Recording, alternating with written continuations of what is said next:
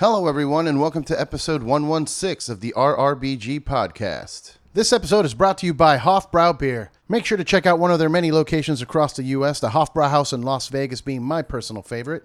I'm currently drinking one of their delicious Oktoberfest beers that they were so kind enough to send to me. So check them out online, follow them on Hofbräu US, and pick up some delicious German lagers. Also, don't forget to please check out the Patreon page. Go to patreon.com/RRBG and support the podcast. Get yourself exclusive interviews, get yourself some merch, get yourself some meet and greet packages for the live shows. Every little bit helps, and I really do appreciate it. In this episode, I talked to Herman Li of the band DragonForce. Their new album, Extreme Power Metal, is out September 27th, but you can go online right now on YouTube and watch the video for the song Heart Demolition. We talk a lot about the writing process for this album. We talk about future plans for some of their other videos and tours. We talk about video games. We talk about cars. It was an awesome conversation, and I hope you guys enjoy it. Don't forget to follow them on social media. Follow Herman on Twitch. You can watch him shred with the likes of Toes and Abasi. And don't forget to like, share, and subscribe to the podcast. Cheers.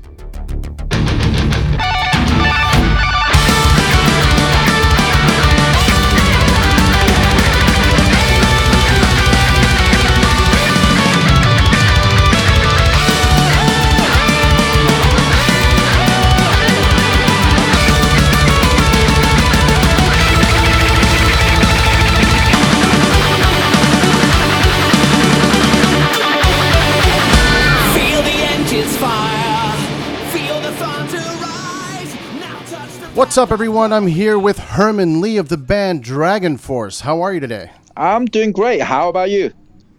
Good, man. Good. Living the dream here in Los Angeles. Yeah, me too. Yeah, it's been very good weather lately. I feel like it's starting to get cold already. We're getting away from the summer. Oh, really? You think so? I think it's still scorching hot. It's brutal. Well, you know what? I'm in Long Beach, so it's a little bit cooler, a little bit breezier. But yeah, I guess in the Valley or like Hollywood, it's still pretty hot. Yeah, it's still hot over in LA here. But I was in London. Last week or so. I mean, the day I arrived, it was raining. So it was good. You kind of forget about what everyone else have to suffer. That's true.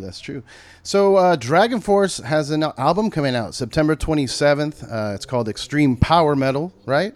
Mm-hmm. That's right. It is, I guess, it's the biggest album release we've ever done. So it will be it's exciting times, actually. It's really cool. Now, when you say biggest, what do you mean? Like just the most popularity you've had at this, in your career, or are you talking about the length of the album? Like, what are you talking about? We talk about how much promotion is on it, how much buzz there is on this album, okay. And everything we've done to go with this album. So, and also, I think that the biggest tour that's going to be happening and the amount of stuff that we have coming up that we actually haven't been able to announce. I would love to tell you, but unfortunately, we still haven't announced it. So, well, I did see online some tour dates with I believe you're going on the road with Dance with the Dead and Starkill. I think I saw online. Yeah, that's a little kind of warm up show that we thought would kick off when we released the album, and then we go into the UK. But we're gonna work more shows as we go. But also at the same time, we're not going to kill ourselves like we used to do, like a 3-month straight tour. We want to go out kind of in a shorter burst so we can come back and work on it and reflect back on how to improve the show all the time. Nice. And are there plans to just make the live shows like a higher production value, like in your music videos? I saw the video recently for Heart Demolition, and it's kind of, it's got a lot of production. There's a lot of retro 90s. There's a video game graphics involved, like retro video games. So is that something you want to incorporate to the live show too? Yes, we started doing that new production in Europe. The last couple months, I guess we just did a few shows in Europe to test out the new production, and we got like massive dragons from the actual album cover. Nice. We got something that no one has. I mean, everyone can get lasers and flames. So we got the flames, we got the lasers, we got those pyrotechnics, whatever. But we also have the massive giant arcade machines we can play on. We got like huge video game machines that we go on, play solos on them, and it shoots stuff out. It's pretty crazy. So there's some photos online that, from Germany last 2 weeks ago that we were testing new productions, and that's just the start. We haven't even put the whole thing in yet. Nice, man. That's awesome. That sounds great. I need to look at those pictures. I was going to ask you, I know you have a lot of video game themes. I mean, the band kind of hit the mainstream when you guys had that song in Guitar Hero. So, I mean, are you all really big gamers? Yeah, I mean, I've been a gamer for life, and I'm talking about since the Nintendo clock and watch. I don't know if you even heard of it. Have you heard of that thing? Yeah, I have. I'm a big gamer as well. Yeah. So, and I had an Atari 2600 when I was a kid when it first came out. My uncle brought it over. Then my dad threw it out after a week because they said all we did was play video games. And I've been a gamer since then. You name it. And beyond a gamer, I'm actually a real computer guy. I overclock my PCs. I do, water cooling. You name it. I mean, just not just video games, but just a computer tech guy completely. That's awesome. Yeah, I noticed you're doing Twitch streams, which is it's incredible to me that we live in a time now. Like you were saying, your dad would throw out the game because you weren't being productive or whatever, and now you can actually make a career playing video games on places like Twitch.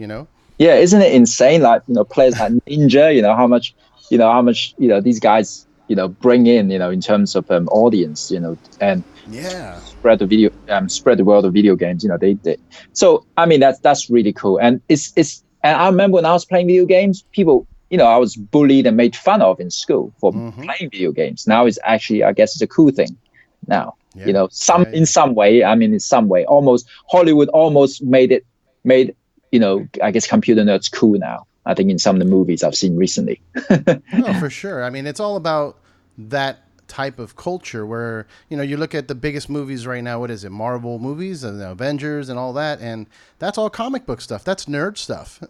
Yeah. And you know what? Without the nerds, you wouldn't be able to make this amazing CGI graphics, it's kind of CGI stuff in the movies and the games. Right. Yeah. Right. Yeah. They're the dudes that are burning their eyelids, just, coding day and night. Yeah. Making those videos. Yeah. Yeah, it's nuts, man. But it's really cool. I watched your stream. You did one with Tozen, and you guys just, you were like exchanging guitar riffs and just talking to people. And I really enjoy the interaction that you have with the crowd. And I read somewhere online that you guys did some of the recording for the album through Twitch. That's right. If you people that had the time, they would tune in and watch me record guitar solos for 7 hours, or 4 hours.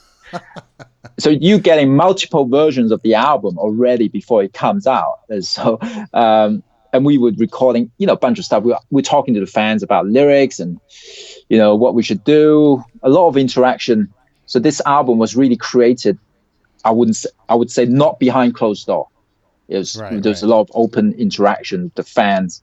And that's something that I thought when I was, learning to play the guitar, I wish I could have seen Metallica record the album and have something to say about, a song, or Steve Vai, these kind of, incredible musicians. So we try to, do something fun at the same time with the new album. So you can think about, when I say the biggest release, we have been promoting this album really throughout the time of actually recording the album. So the buzz is on it is really good.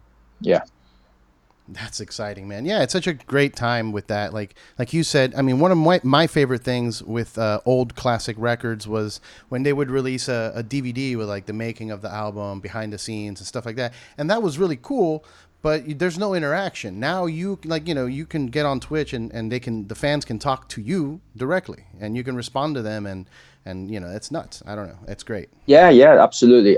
And we didn't want to do the making of that happened months ago. That is cut together, best case scenario. We want to show a human side of us.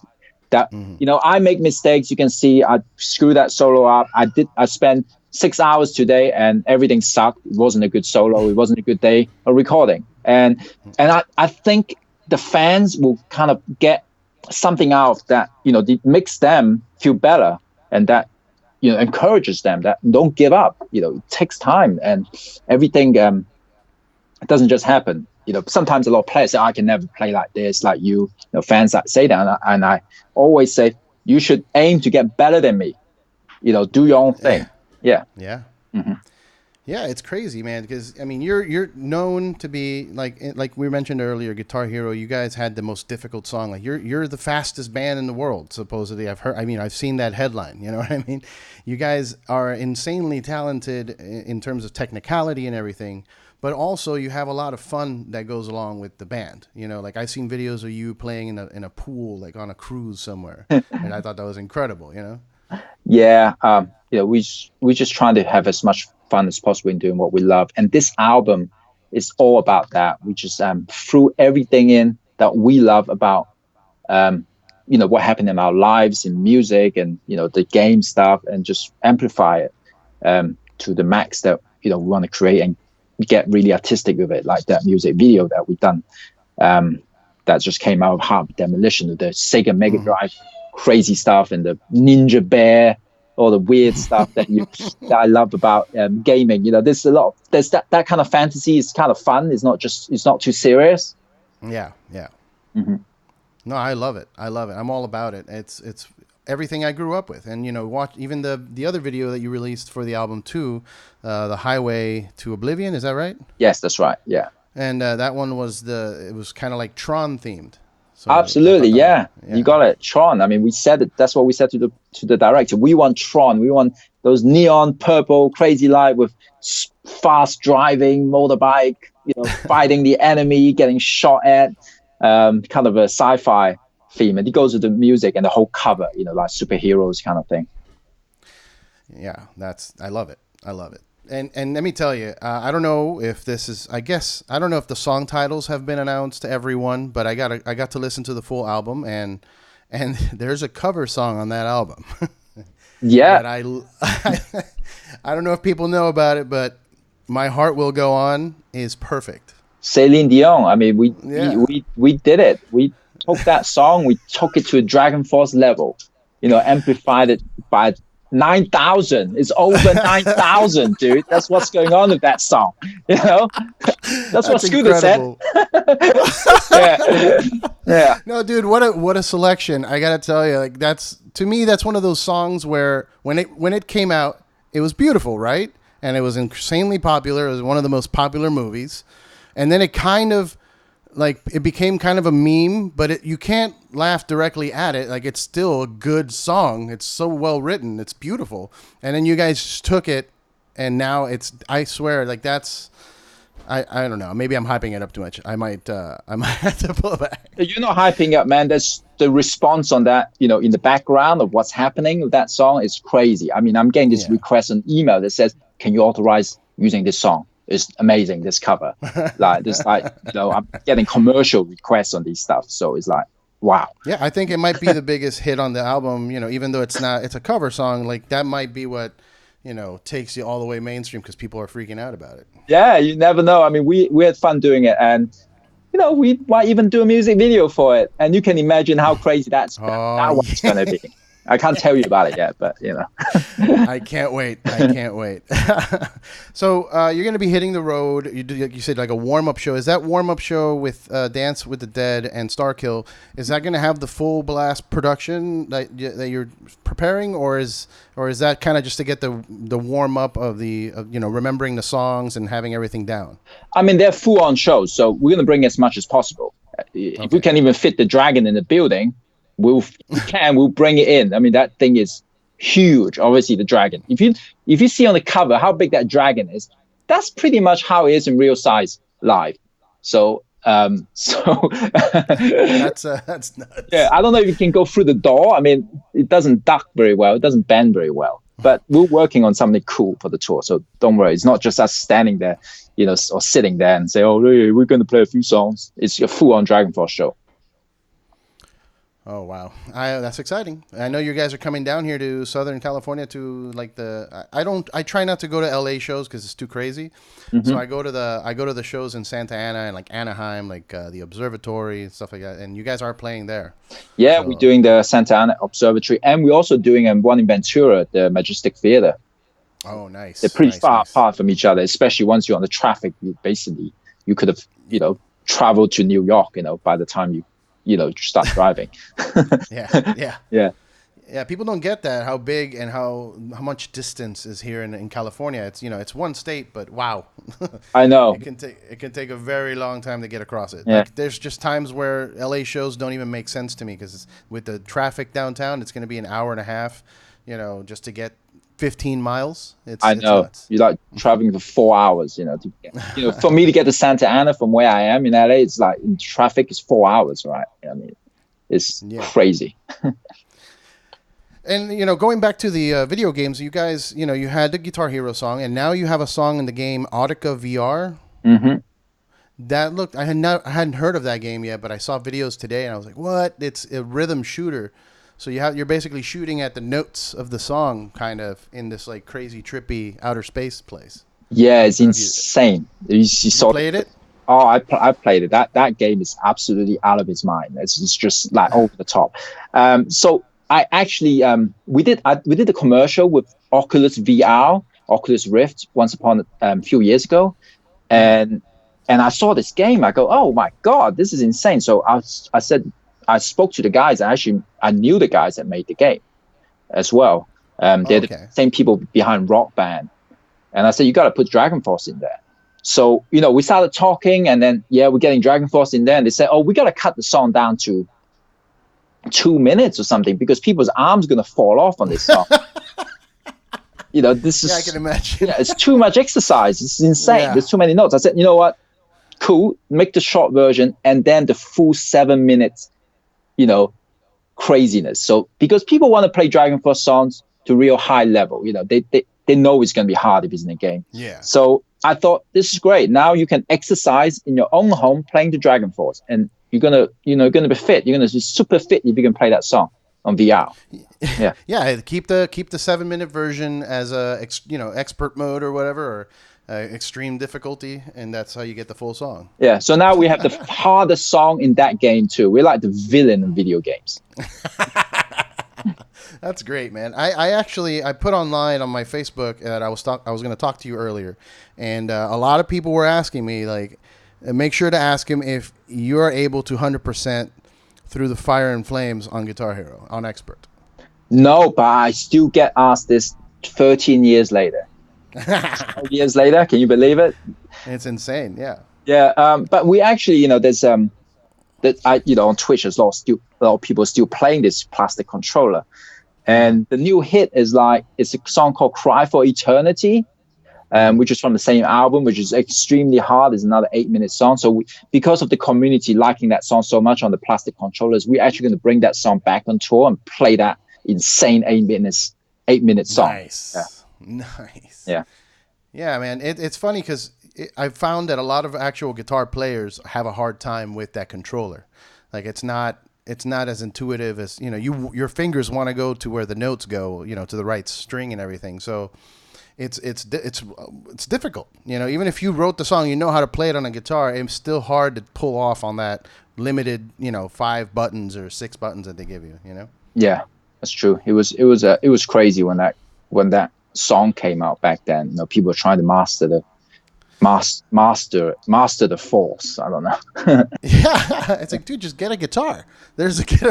Try playing it on an actual guitar. It's a lot more difficult. Like there's a lot more dexterity involved. Yeah. But I think that look, you see now with game streaming, they're more popular if you play the plastic controller than actual guitar on Twitch. You can see.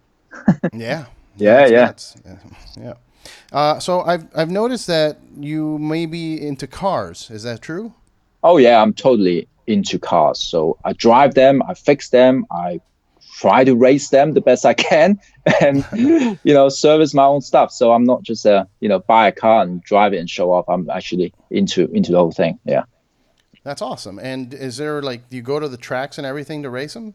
Yeah, I drive a Porsche 911, and I go up to Streets of Willow Springs, Button Willow, California Speedway, which is the Auto Club Speedway. What else is around here? I can't remember another one further down near Palm Spring. There's another one down there too. Chuck Waller. Yeah. So I'm really into it. Yeah. It makes sense. You're into speed metal. You like that extreme lifestyle. That racing is that, and also just to me, it's extreme to be into the mechanics of a car because it's so detailed and there's so much going on. I only know the basics. I could like change a spark plug or, change the oil or brakes. But, I can't really, if my car messes up, I still got to go find somebody that's a professional. Oh, I have done. I mean, luckily, myself, I'm not a mechanic, but the internet have really opened so much information. So I learned everything just from the internet, or fixing my power steering pump and replacing the lines or whatever I burn out on the track, that kind of thing. So, but it's a lot of fun. It was relaxing actually to do that when you're off tour instead of just thinking about shredding the guitar. And it's a very technical thing. Yeah. Yeah, it's a technical thing. You need to know all the little details, and it's with your hands too. So you need good hand-eye coordination. I'm clumsy, so usually I'll be working on the car, and then I look and I'm like, oh, my arm is itchy. Oh wait, I just cut myself open without noticing. It's nuts. So, so would you say that's your hobby? I mean, when you're not working on music, you're working on cars. How much time do you get for video games or any other hobby? I guess video games, the tech stuff. Guitar and music is still a hobby, so I really enjoyed discovering it and improving it and working on new gear. But cars is another one which is different, obviously. And I really enjoy it. To going on the track, just like you said, the coordination, the concentration, and being calm, very calculated. It's very, very, it's very skillful. And when you have someone behind you, being faster than you kind of like get stressed, and it's good to practice your concentration, and be relaxed on it. It's good. I enjoy it. I'm always learning how to do it better. And luckily, there's VR driving sim, so that I can practice all my cue and toe techniques of the rev matching and on the stick. That's awesome. Yeah, and one of the things I was going to bring up the HoloLens. I don't know if you've seen it, but the kind of AR thing where, according to their tech demos, you can put on the headset and look at your car engine, and then like I can help you through Skype or something and point and like draw a little arrow like, hey, right here, this thing, turn it this way, and you can see that through the HoloLens. Oh, interesting. I haven't seen that. I just read the PDFs and whatever I can find resources on the internet. When you sit on the tour bus, sometimes you got a lot of time to just like do something, and I don't want to sit there waste my time just chatting about nothing as well. So you want to learn. Learn something, and we do the chatting later when the show is over. Kind of thing. For sure. Well, yeah, I'd recommend look up it's from Microsoft HoloLens. They're trying to do this thing where it's kind of blending VR and reality, and I think that to me is more interesting than full VR, because full VR scares me a little bit. It's a little too much. Like I already, when I was younger, I did psychedelics, so I know what it is to be in another world, and it's scary. You start to, when you come back out of it, I have this weird vibe, like everything is like, what's reality now? If you're in VR and it looks so real, what's the difference? You know what I mean? Yeah, one thing I'm not into is playing, horror VR games. Oh, that's too scary. Yeah, that is just, I need sleep when I go to sleep. It's just those are like torturous stuff. I guess horror movies are no longer scary, so let's do VR horror video games. Those are brutal. I played one and I thought, oh man, this sucks. In a good way, it's so good that it sucks. I don't want to play this. I played what was it, Resident Evil 7 had a VR mode. I didn't play the VR mode, I just played it regular, and it was really scary, and I'm like, man, I wouldn't survive in the VR. I'd be on the floor crying like a baby. I know, stressful. You're like sweating there going, oh my god, it's like I'm not playing Silent Hill VR, for example. No, oh my goodness, no way. So what are you playing as a video gamer right now, like as for fun? Are you playing anything specific? Right now, well, I'm actually going to get back into some games this week, and I was looking for some games that's coming up. So I'm going to probably do some kind of, I wouldn't say, there's actually a cool game that's coming up that I'm going to give it a go this this week actually. It's called Risk of Rain 2. I know there was the first one. It's kind of 2D and kind of what do you call it? Indie games kind of style. But this other one is kind of 3D. So I'm going to check it out actually. Yeah. Okay. Mm-hmm. Very cool. Yeah, I've been addicted to Final Fantasy 14. They came out with that expansion, and it's been a long time since I played like a massive online game like that, and I just don't have the time I used to. Back in the day, I had more time to just, hey, we're gonna do a raid. It's gonna be 8 hours. I can't do that right now. Yeah, I have a job and life to do. I know it's not like the old days. I remember, last one I did was 7. I mean the classic. Oh, okay. Are you excited? Did you see that they're remaking it to make it look modern? I know. So I'll try to play on portable, these days. Okay. On games, so I can sit on the plane and do it. It's like. Do you have a Switch? No, I have the Vita. That's the last one I bought. Okay. But I plan to pick up a Switch once I go on tour. I know. Yeah, those are fun. Those are fun because you can play with multiple people. You get the little controllers, and you just set it up on the bus and just multiplayer games. And they have Skyrim on the Switch now. Yeah. And I never got around to playing too much of it to finish it because it's so long. And we have a song written about Skyrim, the new album called The Last Dragonborn. So, so it's about time. Maybe I can actually play that game in full this time, on the tour, on the plane. Yeah. That'd be awesome.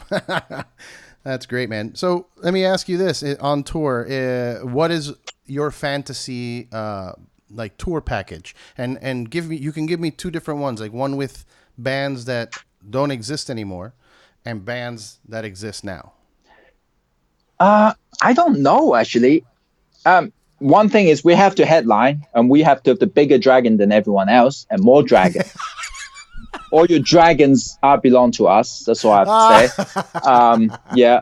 I don't know. I mean, I love to be able to have, see bands like Dream Theater. I always love my favorite guitar players, like the classic players like Steve Vai, Satriani. Kind of not really fitting in the bill, but just do like a whole cool. G3. A G3. Yeah, G3. Yeah.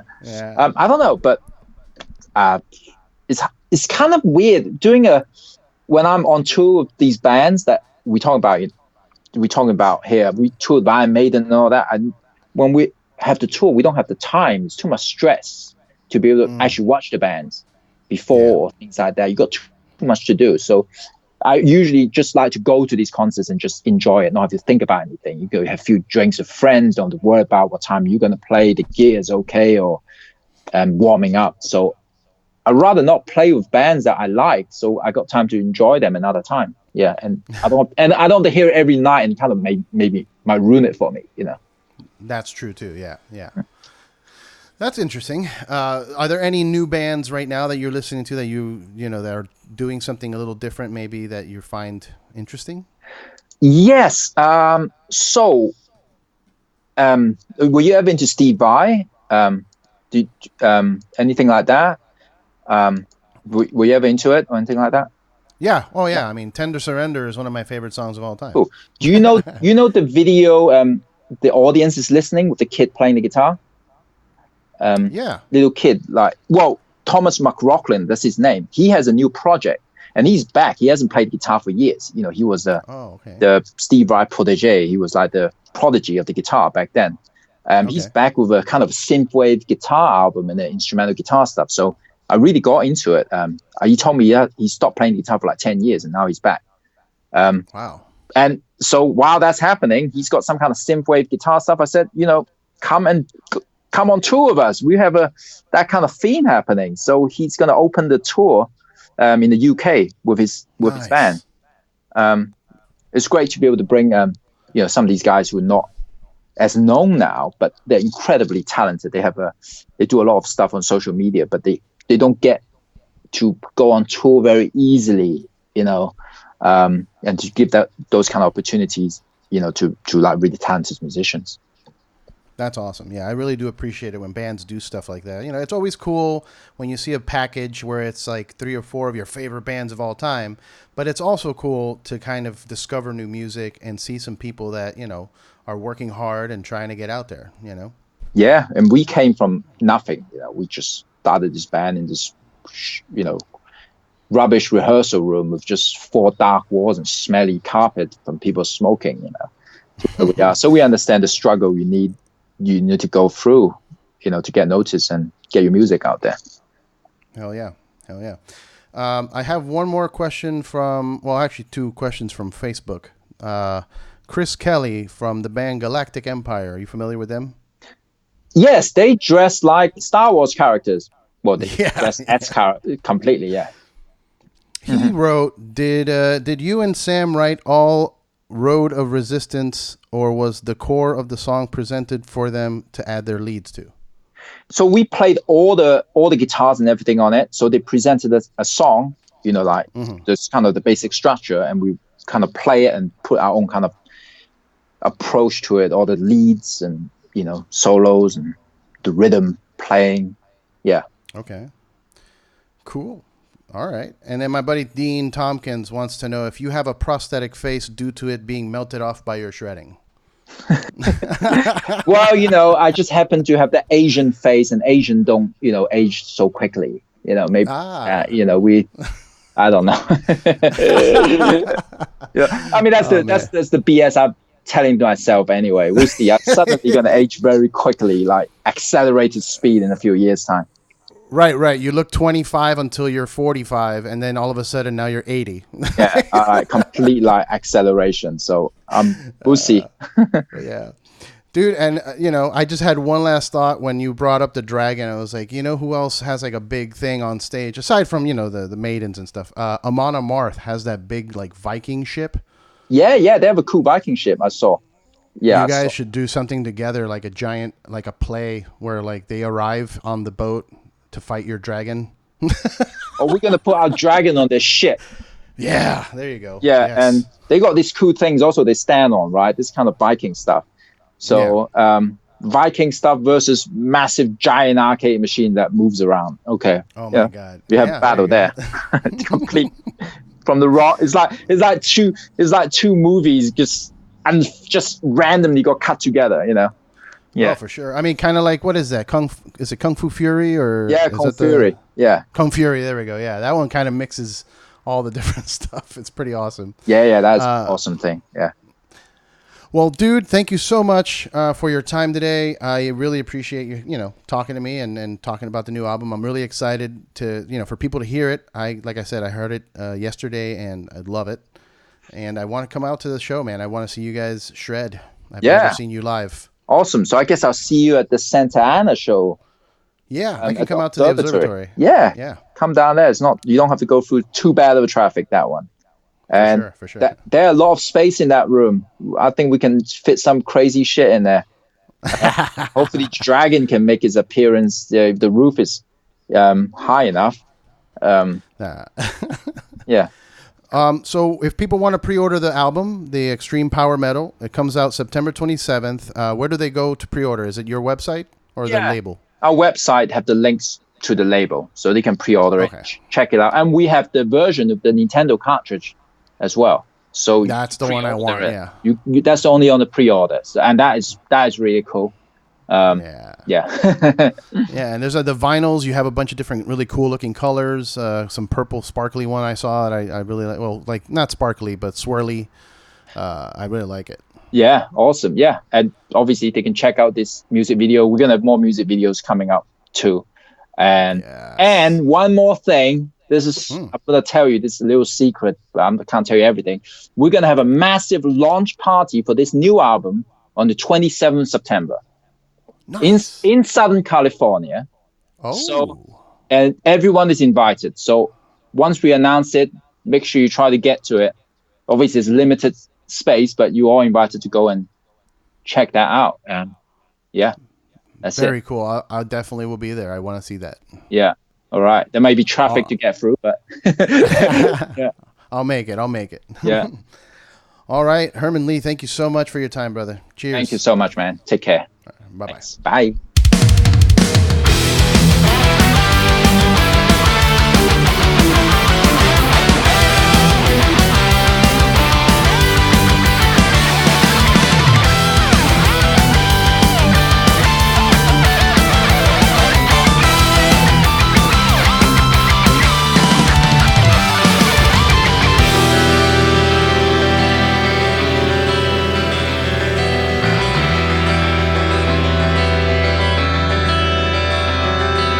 Sometimes I wonder if love has a meaning.